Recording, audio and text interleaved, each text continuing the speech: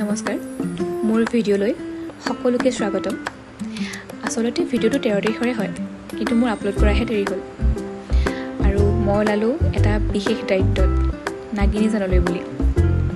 সুৰভাৰতী সংগীত কলা কেন্দ্ৰ যিখন ডান্সৰ বৰ্ড হয়, তাৰ আণ্ডাৰ যিসমূহ ডান্সৰ স্কুল আছে তাৰে এখন হৈছে সমন্বয় নৃত্য কলা একাডেমি, যিখন আছে নাগিনী জানত। আৰু তাৰে স্কুলখনৰ বাৰ্ষিক যি পৰীক্ষাসমূহ হয় তাৰে পৰীক্ষক হিচাপে আচলতে মই ওলালোঁ নাগিনী জানলৈ। আচলতে সেইদিনাখন বহুত ৰ'দ দি আছিলে, কিন্তু যাহাই নাগিনী জানৰ ওচৰত সোমালোগৈ তাৰ চাৰিওফালৰ পৰিৱেশটো ইমান ঠাণ্ডা, সঁচাকৈয়ে ভাল লাগিলে।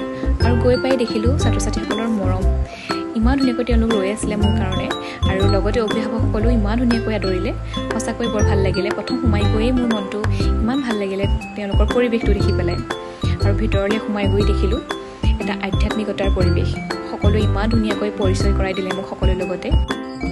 বন্তি প্ৰজ্বলন কৰা হ'ল আৰু সকলোৱে ভক্তিভাৱেৰে গুৰু বন্দনা কৰিলে আৰু ইমান ধুনীয়াকৈ মোক মৰম যাচিলে। আচলতে ইমানখিনিৰ যোগ্য মই হৈছোঁগৈ নে নাই হোৱা নাজানো, কিন্তু এইখিনি আচলতে মোৰ কাৰণে আশীৰ্বাদ হয়। ইমান ধুনীয়া এটা পৰিৱেশ মই পালোঁ আৰু সকলোৰে ইমান মৰম পালোঁ। এইখিনি সদায় স্মৃতি হৈ ৰ'ব। আৰু মোৰ ক'বলগীয়াখিনিও মই ছাত্ৰ ছাত্ৰীসকলক ক'লোঁ আৰু লাহেকৈ পৰীক্ষা মাজলৈ সোমালোঁ। প্ৰত্যেকগৰাকী ছাত্ৰ ছাত্ৰী অতি সুন্দৰকৈ তেওঁলোকে পৰীক্ষা দি গ'ল আৰু বিদ্যালয়খনৰ অধ্যক্ষ ৰোহন দাই ইমান ধুনীয়াকৈ ছাত্ৰ ছাত্ৰীসকলক নৃত্যৰ শিক্ষা প্ৰদান কৰিছে।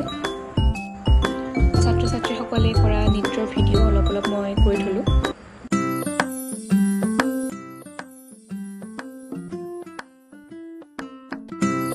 যিহেতু তেওঁলোকৰ বিদ্যালয়লৈ মই প্ৰথমবাৰৰ বাবে গৈছিলোঁ, সেইবাবে পৰীক্ষাৰ শেষত তেওঁলোকে দুটা ডান্স মোৰ কাৰণে আচলতে মোক দেখুৱাবলৈ বুলি সাজু হৈ আহিছিলে। আৰু তেওঁলোকৰ ডান্সটো কৰি হৈ যোৱাৰ পাছতে আমি প্ৰত্যেকেই এখন ফটো উঠিলোঁ আৰু সকলোৱে দিয়া মৰমখিনি সামৰি লৈ ময়ো ঘৰলৈ বুলি